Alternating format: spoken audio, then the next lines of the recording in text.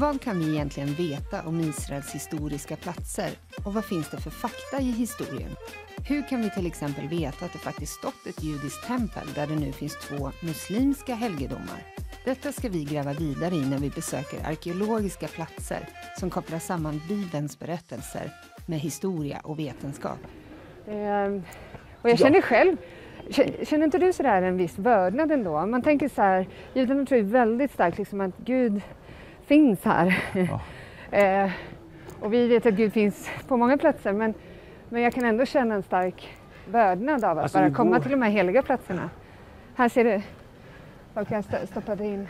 Det där ser ut som någon har petat in en räkning. Ja, så det kanske de hoppas på att Gud ska betala, men han gör nog inte för oss vad vi själva kan göra, skulle jag gissa. Men här är precis som på Västra muren. Mm. Det är ju underbart. Och så många som har stått här och bett Gud om hjälp.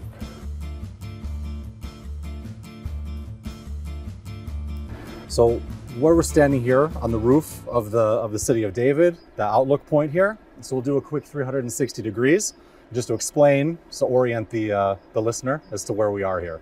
If you look here at the bottom, if you do a zoom in on the rock, on the bedrock here, there are windows that are carved into the rock there. Mm-hmm. Okay. I see them. Those are ancient Jewish burial crypts from around 2,700 years ago. Wow. Okay. Now, if we turn this way, facing towards the south here, this is called the Ridge of Armon-Netziv. And according to the book of Genesis, when Abraham was coming for the binding of Isaac, for his son, to the sacrifice of Isaac here on the Temple Mount, when he was coming from the south, this would have been the first vantage point, the first place that you would have been able, coming from the south, coming up high, to see Mount Moriah. Okay, and if we pan this way, we have Mount Zion here on this side. So there's a famous psalm, you know, with King David. He was a king, he was a warrior, but he was also a poet. And he wrote the book of Psalms. And it says in Psalm 125 that Jerusalem is surrounded by mountains as God surrounds his people forever and ever. So if this, where we're standing here, is the beginning of Jerusalem, and this is the beginning of the kings of Judah, where we're standing right here, it would make sense that this is the spot that we're standing at right now, that this would have been the inspiration for that line, for David's line of saying that this is where Jerusalem is surrounded by mountains.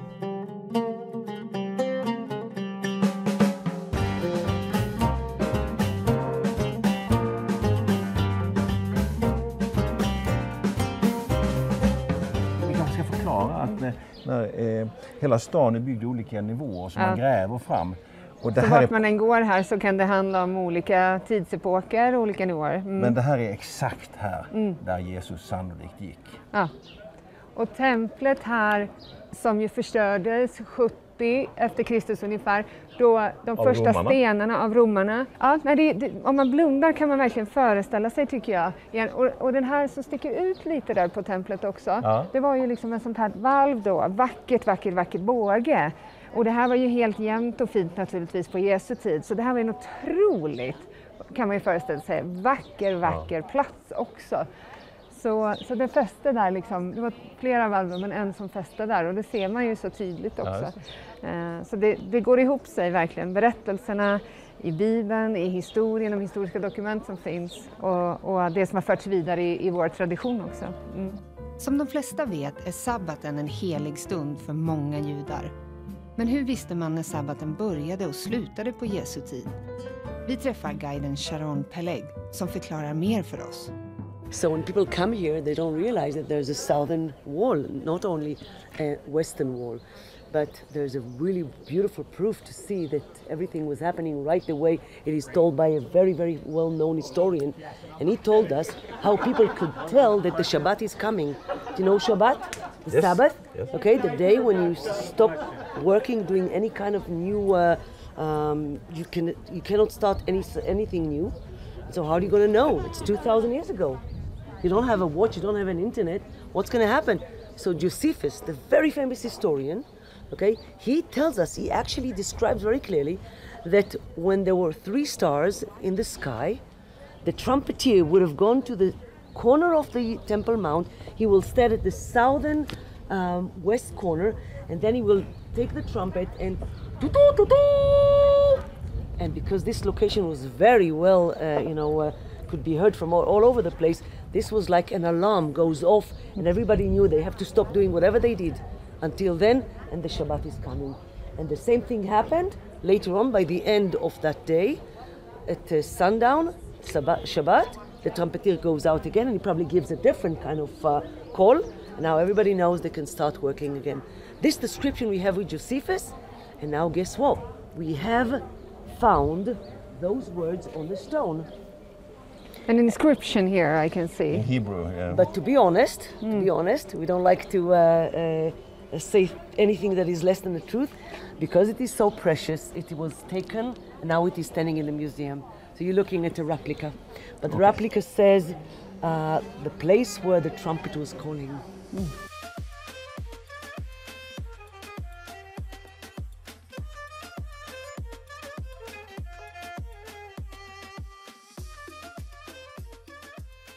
What we're standing in here right now is one of the flagship sites of the city of David.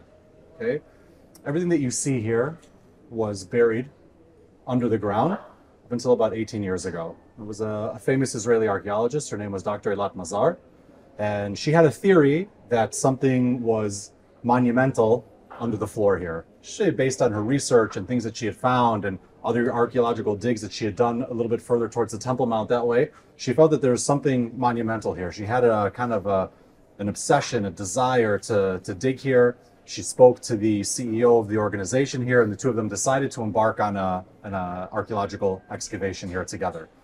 So she has a theory that workmen may leave things behind when they work on something.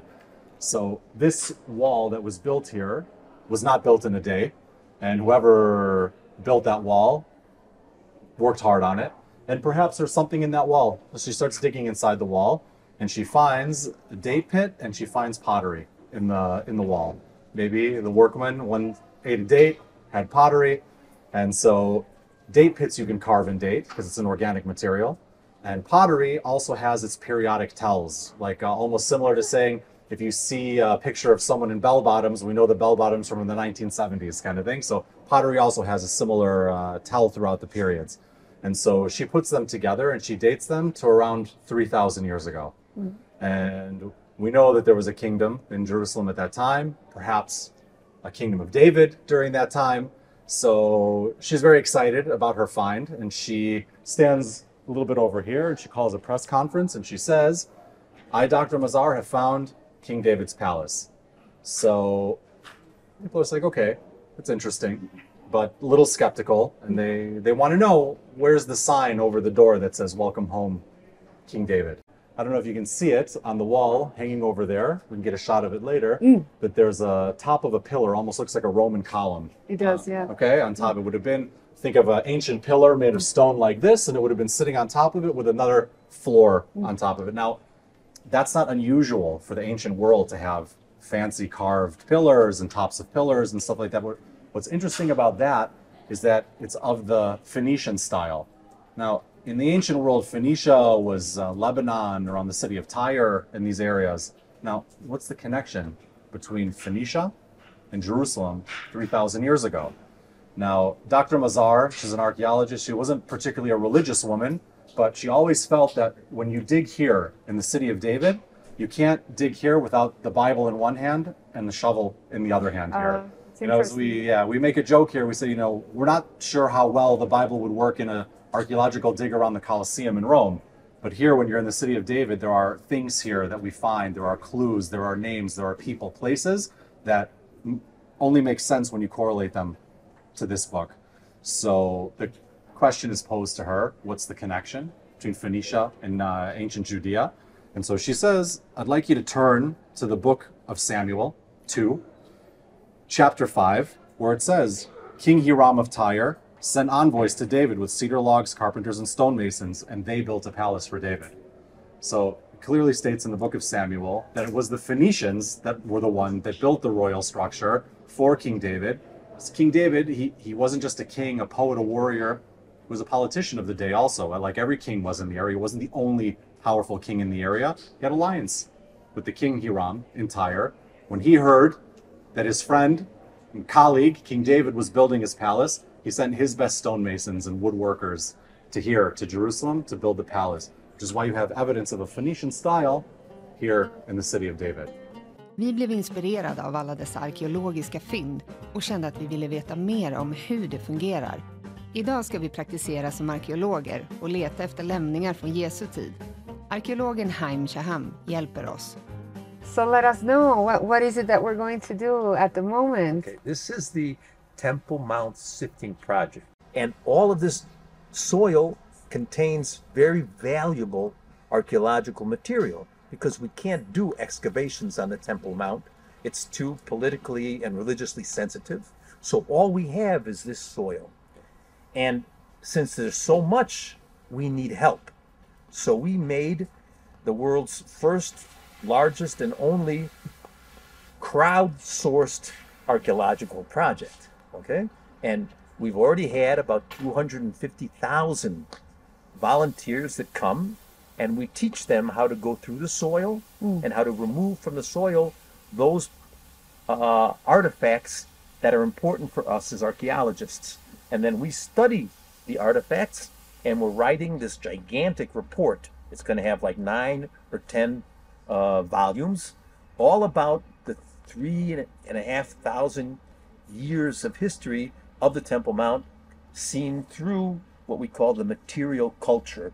And this is what we see in the background here as well now at the moment. Yes. This is the Griffin family from California. They came today to do some sifting, and we have many days. We have busload after busload of people coming and doing the sifting for us. Temporary archaeologist for a little bit. That's right. We're excited. So how do we do it then? Okay, let me show you how. Yeah. We have to look for 6 kinds of archaeological artifacts, all right? The first kind is this. This is a ceramic pottery shard. It tells a lot of information about what people were doing and when they were doing it, okay? The second thing we're looking for are bones. There are many, many bones in the dirt from the Temple Mount. Some of the bones we think are even left over from the temple offerings that people used to bring. We find a lot of the bones are from kosher animals, and many of the bones have been burned, which tells us that they've been prepared to be eaten. Okay? The third thing that we look for are pieces of metal, like this iron nail. There's a lot of metal there. Some people have found gold jewelry. Some people have found silver coins. We even find bronze coins. We found like 10,000 bronze coins. These are, one second please, I'll have to go on this plate over here. Kommer du ihåg nu att det då är keramik, metall, ben än så länge då? So this is a bronze coin, and this is a coin from the time of the Maccabees. It looks like a stone. Yes, it does. That's why we're here to tell you what to look for. You can tell it's a coin because it has this green type of rust on it. Okay, very nice.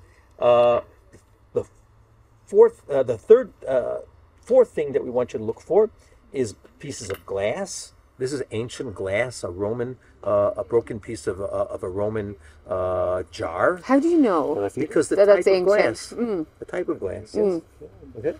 And the fifth thing that we want to look for are these cubical stones. These are mosaic pieces. The larger ones we used to make like streets and sidewalks, and they have really small ones also.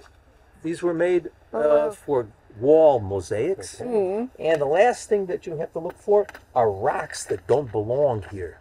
There's granite, red granite that comes from Egypt. There's there are a lot of pieces of marble that come from Italy, from Turkey, and there's colored pieces of marble like this that come from Greece, and all kinds of other rocks. This piece here is bitumen, which is a petrified tar that King Herod used in order to pave the floor of the temple. This is a piece of basalt that this was as a volcanic rock that people brought from the Golan Heights It's very hard. People used it to make like mortars and millstones. And we go through all of this material and we try to figure out what it is that people were doing and when they were doing it. Okay, there you go. I have Spruta inte på mig bara. Okay, so let's see. What can we find here? What do you see so far? So this reddish color, Right, that is something a piece you of spoke pottery. about. Yeah. That's a piece of pottery. Okay. From this mark here, you see, that's a storage jar from the Second Temple period, probably about the year 50. Okay, and because it's very thick, so this is probably not the kind of jar you put on a table, but the kind of jar that you'd keep in your closet, in your pantry.